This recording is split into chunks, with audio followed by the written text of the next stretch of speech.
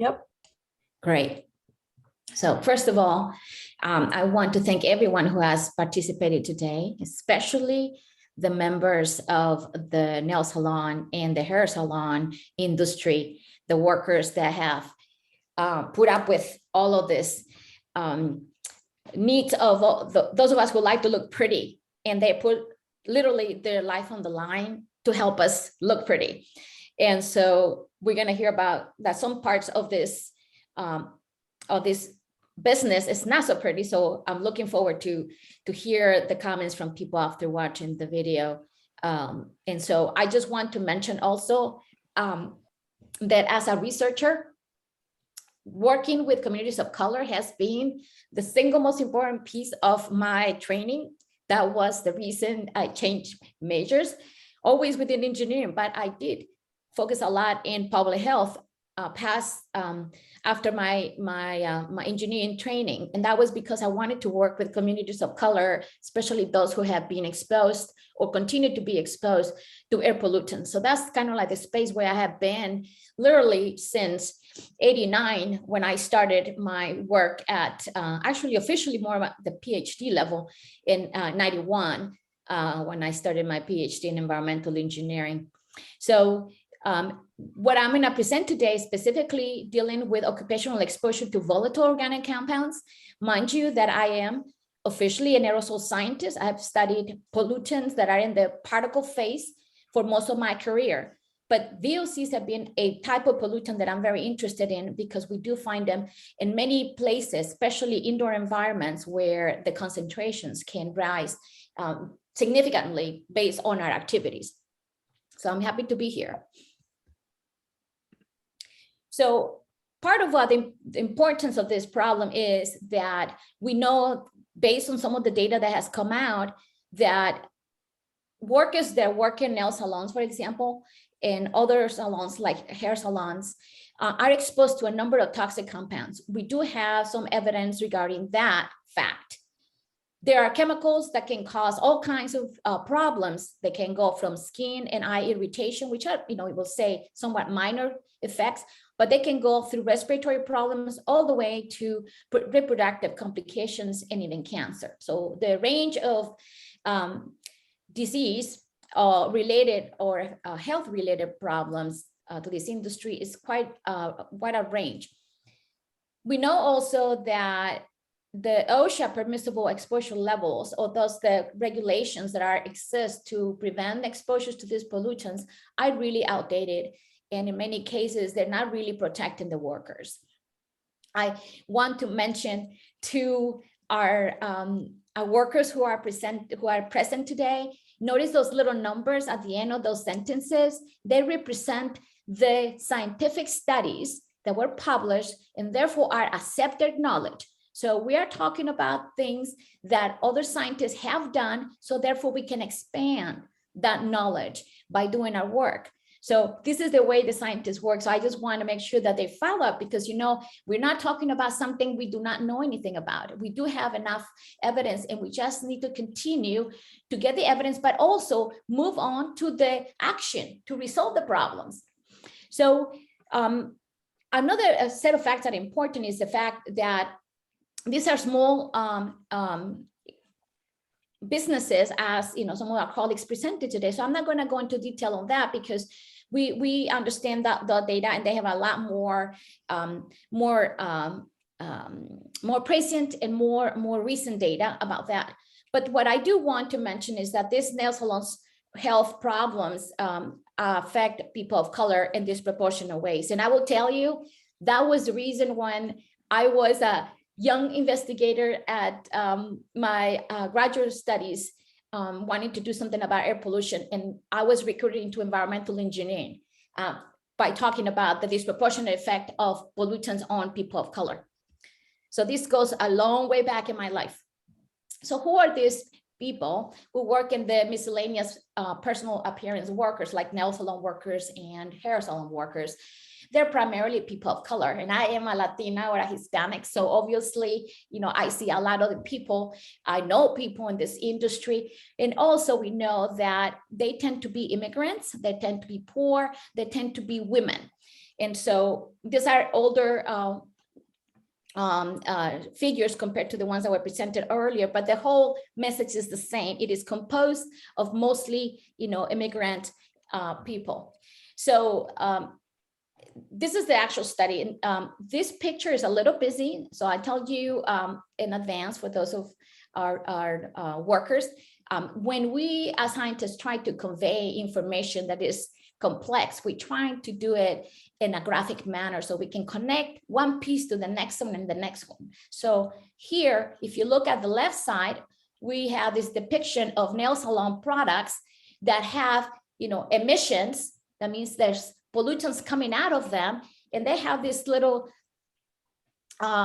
chemical names, and they're become common in our area, and then we get exposed to them, so we breathe them. So that's what the middle part, the exposure part is, and then that leads to outcomes. That means potential diseases. So the idea for somebody like me is to really look about all these processes and hopefully break the cycle of that exposure at some point where we can make the outcome disappear or at least diminish it. Okay, I do want to mention something else. In my work, I usually involve researchers of color. So if I'm studying a problem like in the nail salon industry, I had my undergraduate students here, because sometimes it's difficult to get graduate students because they don't recruit us in many of these universities, people of color. So mentioning that we have several researchers in this project that were first generation Asian Americans, and they were part of the publication. That is part of my legacy, making sure that we educate the next generation of scientists and engineers. So we conducted the study in Colorado, which is where I was until recently. I escaped Colorado and I am now back in California, back in civilization. And so I'm happy to be in Southern California, hopefully ready to do a lot more work, having faced so many locked doors in Colorado. So the study was done in 3 of the main areas in Colorado, what we call the Front Range, but basically Fort Collins, Boulder, Denver area, and Colorado Springs, which is north of Boulder. The research was led by and mostly composed of first generation minority researchers. This is important because one of the previous speakers mentioned about how we need more scientists in our communities. And I am in the mission of creating some of those scientists, but we need to make sure that we don't get derailed. So we recruited from Vietnamese communities and including the California Healthy Nail Salon Collaborative. When I reached out to them, they were very gracious in helping us identify local businesses. So here are the results. We did surveys, and this is, as an engineer, surveys is a tool that I learned to use when I was in public health, which spent 5 years in public health, and I learned a lot there. And so I tend to do a mixture of methods. And so the main thing here was that we got information about the type of symptoms that people experience in the salons that we studied. And basically we try to quantify, how common is it for them to have symptoms. So to make something, like quick, we had people that over 70% of the participants of the questionnaires that fill out the questionnaires, which were technicians and owners, they have some sort of symptoms. The age of the participants range from 23 to 57. The medium means like in the middle, so that we can kind of give you a sense. There's a range, so included in parentheses, but the main thing is we found that people work here very long hours. So the exposure for them is not what your typical exposure that somebody like me who will go there, maybe spend an hour and get nails painted, but they spend, in our case, the average or the median was 52.5 hours. That's way above the 40-day hour, the 40-week hour we'll talk about. So this paints a picture of it. So here are the results, and you will see this picture in the documentary. Here, what we did was to basically try to graphically show the results that we got from the 6 salons, looking at the most problematic set of pollutants. We call it the BTEX. benzene, toluene, ethylbenzene, xylenes, and all of them put together for the different salons here. And so the idea here is, notice here, I mean, this is a little bit extreme, but when we're dealing with pollutants, some of them are so high and some of them are so low that in order to put them together, we have to use very special kind of graphics. And so this is just, in case that you don't make out this, that means we can go from very low, like 1 microgram per meter cube versus, something like 800. So the ranges are very big. And the other thing that we did in this salon, in this study, was to compare it to a couple of studies that were done by other people looking at this BTEX family and places like auto shops and oil refineries. And so we mentioned that because I was concerned about how do we compare to other industries that people may think are dangerous. So if you see the lines, whether the purple line or the red line, the dotted lines, as where those measurements were done for these other studies. So the other thing that we did, and this is the part where I think we went farther than most people, is we used that data that we got from measurements and the information about the workers. And then we used mathematical models that were put out by the federal agencies like EPA. And we calculated the increases in cancer risk. And we looked at Hodgkin's lymphoma, leukemia, and what's the other one that we were looking at? The main thing was that when we did the math, using the information from the study that we did, measuring the pollutants in the homes with information about the workers, we found that the increases in cancer risk were significant in almost all cases. In fact, I think in all cases, because what EPA proposes is that we should be concerned about cancer risks that are above 1 in a million. And that represents 1 × 10 to the -6. So if you look at this bunch of numbers here, what the main thing to look at is that little number next to the 10, when it says -5, -4, the -4 means it's a much bigger, believe it or not, number than -6. So when we're looking at cancer risk, we're saying all of these people that we studied with the measurements that we took are having a cancer risk increase that is significant above the levels that EPA will say is dangerous or that we should do something about. So that was the message from this busy box. Let me move forward. And so that was the results. So I mentioned to you, I'm an engineer and I do science and public health, but ultimately my driving force is always about fixing the problem. And that's why I like to talk to people about the importance of getting more scientists and engineers in our communities, because if the solutions do not exist, scientists and engineers, especially engineers, we will be driven to create those solutions. So that is really the space that I prefer. Once I know what the problem is, my goal is to solve it. So my next set of experiments that I did, this is all part of a research dissertation for that a young man. He got his PhD in mechanical engineering at the University of Colorado. So he got his degree based on the work that we did. But I want to mention here at the same time that I was not given credit for this work. So it was good to give a white male a PhD in mechanical engineering, but it was not good to give a brown woman, the first one in the history of their college of engineering, a credit for that work. So this is part of the problem that we have in academia, and I wanted to bring up, because in these spaces, our communities deserve to know what's happening, why we're not getting the science done. It has to do many times with the fact that our own scientists are being harassed out of their job, or they're being stopped or not supported. So that's a big part of the environmental racism we need to fight. So the study, as I mentioned, that we follow after measuring the pollutants in the nail salons is how we're going to clean these pollutants. And somebody mentioned that the only way we have right now is by using ventilation.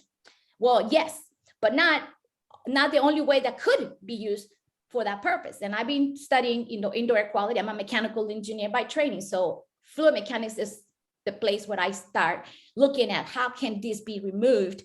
So we looked at materials that we can use to remove it. So in addition to ventilation, we can use affordable absorbents and also other methods to make that absorbance be more rapid. And now this is really requires the kind of science that engineers have. This is not the training that you can just get by reading, a public health paper. So it does require fundamental research in areas like fluid mechanics. So that work, I'm not going to go into much detail, but all I want to say is that research, which is also published, and I'm happy to share it, involves similar students. So here I have another Vietnamese student, Adam Nguyen, who was my freshman student. And I thought of him, such a bright young person. I'm going to bring him into my lab so he can learn how to be a researcher. And so Adam was in both publications regarding the use of absorbent materials to clean the air. And this is just the way that we do our research, is conduct control experiments, similar to the kind of thing that Lodan did for hers. In ours, we were some specific high-tech stuff in there to remove the pollutants. So I'm not going to go into details on that. All I want to say is that doing this type of experiments allow us to create things that don't exist before. And this is why engineers are needed in these fields. So I'm gonna go to the next one. The next experiment that we did, or next paper that we published, was optimizing systems where once we determine what absorbent materials are good to remove VOCs from the air and how we can apply fluid mechanics to accelerate the removal of these pollutants, then we can work with actual systems so we can remove that in actual salons. So that's the very systematic progression of research. This is how we do it in science. We cannot jump from one to the end. So this is part of what I like doing engineering. And I'm not going to go into detail, but all I tell you is, as an engineer, we look at parameters. It's like the math. If you have a math equation, you look at each piece of that math, and then we're trying to study it so that we can understand it. And then we can use that math later on to project or estimate what's going to happen if we do one thing or we do something else. So this is just data that goes with it.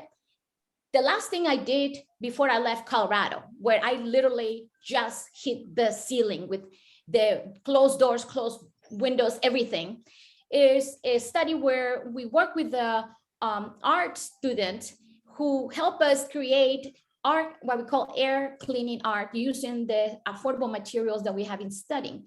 So this picture right here, as you can see, is a lovely piece of art, but it actually cleans the air, the VOCs. Now, because of my situation at the university, I stopped that research, but that doesn't stop me, because my excellence and my scientific training is real. So now I'm going to continue that research in Mexico. So as of this August, I will be studying these affordable materials in an art form, and do interventions and laboratories. We're going to study specifically MMA, just because the laboratories that we're going to study are use MMA regularly in the training of dentist students in Mexico. I'm happy to talk about some of these things with anybody who has any questions, but the main thing is just remind you, just because the solution doesn't exist right now, that doesn't mean it cannot exist. We just need to generate the right type of scientists and engineers who will go after those answers. We'll get the products, we will get the solutions, but it has to come from us. We have to be the ones, because we're the ones who are dying. We are the ones who are suffering, and the ones who care. And we build our allyship. That's the thing. We have colleagues that are working with us, but we cannot negate the need for having our own scientists and engineers in our own communities. So I'm going to stop at that. This is the list of different references. Like I said, this is the way I'm trying. So I have to show all the stuff that I use. I think. Thank you.